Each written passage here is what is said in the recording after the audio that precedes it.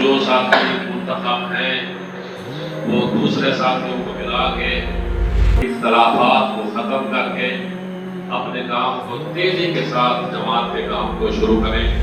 اسی میں انشاءاللہ ہم سب کی عزت ہوگی. نمبر 2، یہ جو واقعات آج ہوئے ہیں، میں نے ایک اجلاس ہوا تھا جامعہ مدنیہ میں، بہت پہلے کی بات ہے. میں نے اس وقت بھی کہا تھا اپنے صوبائی قیدی،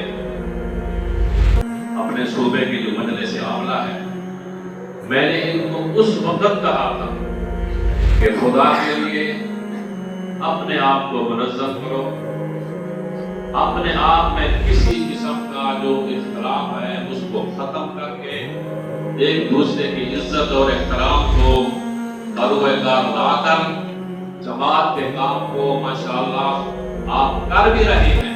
صوبائی قائدین کی کام کرنے کی ابھی اس وقت جو گزر چکا ہے وقت کوئی کمی نہیں ہے، لیکن جو میں اشارہ کر رہا ہوں، میں ایمان سے آپ کو کہتا ہوں، آپ کے اندر زبردست قسم کا نظر ہوتا تو کسی ضلع کے ساتھی کو اٹھ کر وہاں سے یہاں آنا کسی کو ضرورت نہ ہوتی.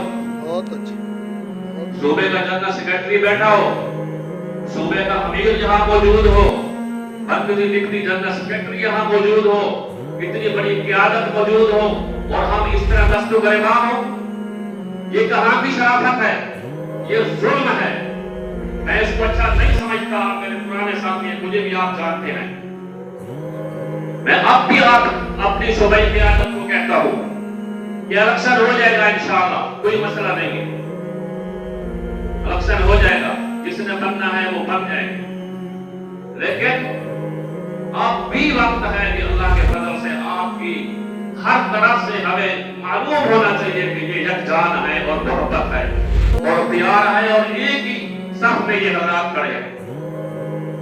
ورنہ میری کیا طاقت ہے کہ میں یہاں پہ آپ کے سامنے کھڑا ہوں اور کہوں اور یہاں میں لحاظ نہ رکھوں؟ یہ بہت بری بات ہے. میں پرانا ساتھی ہوں اور آپ بھی میرے پرانے ساتھی یہاں پہ بیٹھے ہوئے ہیں، جو کھڑے ہو رہے تھے، جو لڑ رہے تھے، جو شور مچا رہے تھے.